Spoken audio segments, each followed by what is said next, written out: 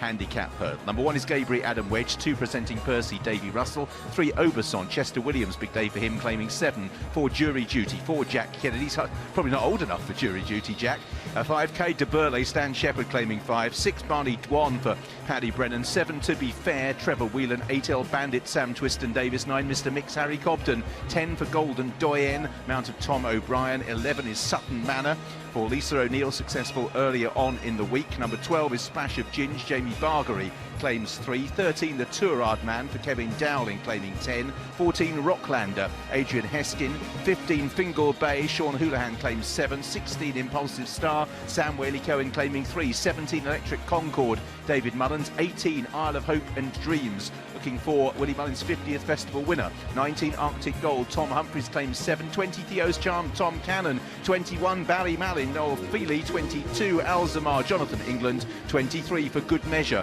Richard Johnson, and 24 Clondor Keen for Sean Bowen. 3 miles is the trip. We'll be using this again later on for the Stayers Hurdle. 2 complete circuits of jumping, just less than 2 before they're going to reach the starter here, who hasn't quite yet raised his flag. Just to point out that on the new course, the hurdles track, you have 3 flights of hurdles quite early on, and then only 3 more for the remainder of the circuit, and particularly in the closing stages there isn't much jumping, just 2 flights taken in the best part of the final 7 furlongs. That's another reason horses can keep the gallop up and it's perceived to be a stiffer track. They start pretty straight, so you've got time to get in. Don't be too worried if your horse, like Mr Mix, for example, is lining up on the outside, because they're in a straight line for the best part of half a mile before they'll take the turn. And now the starter's raised his flag. They're still quite a way off him and a little bit of a left-hand bend to take. But they'll be coming in about 13 or 14 deep initially, just emphasising what Mick was saying about how important it is to try and get a position. He's asking them to go steady. You have to take the corner before the starter will let them go. Keep it steady, lads. Keep it steady. Whoa, whoa. Steady it now, steady it. And they're off. And they're all happy. Splash of Ginge on the outside of Ballymalin early on with Mr Mix as they race down towards the first. Clondor Keen, Oberzon just behind the leaders, Impulsive Star, Noseband, and also racing handily is Sutton Manor as they approach the first of the 3 obstacles down the side, and they are going very fast indeed over it. Back markers were Isle of Hope and Dreams, settled out to the rear of the field in company with 4 Good Measure as well. So quickly on towards the second, Splash of Ginge and Ballymalin amongst those that are front bank in company with Arctic Gold. So the Twiston Davis horses are well to the fore as they stepped over flight number 2. Splash of Ginge and Ballymalin out on the front end as they head on towards the third. So say these 3 come pretty quickly. They're all over the first 3 without a serious mishap. It was Cade de Burley who made the mistake at flight number 2, which shuffled him back towards the tail of the field. So Ballymalin, Splash of Ginge and Arctic Gold make up the front wave as they turn left-handed. Oberzon in 4th place, just ahead of in 5th Sutton Manor. Towards the outside, To Be Fair in the orange and black colours has a reasonable position. Oberzon, Impulsive Star come next. Just ahead of Jury Duty, picking his way up the inside is Jack Kennedy. Slightly slowly by Isle of Hope and Dreams at the rear of the field. He's the back marker. Gabriel's quite well back early on, as is presenting Percy, and also Alzamar is right in that rear group as well, as they now prepare to make what is a long run before they encounter the next flight of hurdles. So Ballymalin out in front, on the inside of Splash of Ginge and Arctic Gold, and now Nigel Twiston Davis would wish the race could stop exactly now as he holds the first 3 positions with Oberson on the inside of Sutton Manor as they make the descent. To Be Fair's 3 wide, Jury Duty and Impulsive Star up the inside, Mr Mix towards the outside of Theo's Charm, Clondor Keen in midfield with El Bandit's big white sheepskin noseband on the outside of Barney Dwan, and then towards the inside is Rocklander with Golden Doyen. Behind these we have the yellow cap of Electric Concord, wide out for Alzamar as they leave the ground for the 5th time. Gabriel towards the back in company with presenting Percy, Cade de Burley and Isle of Hope and Dreams. So making this turn back towards home, but still with well over a circuit to go. And on the outside, Arctic Gold of Ballymalin with between the pair Splash of Ginge. Mr Mix the grey towards the outside, on the stand side of To Be Fair, and then Sutton Manor, Impulsive Star and Oberzon.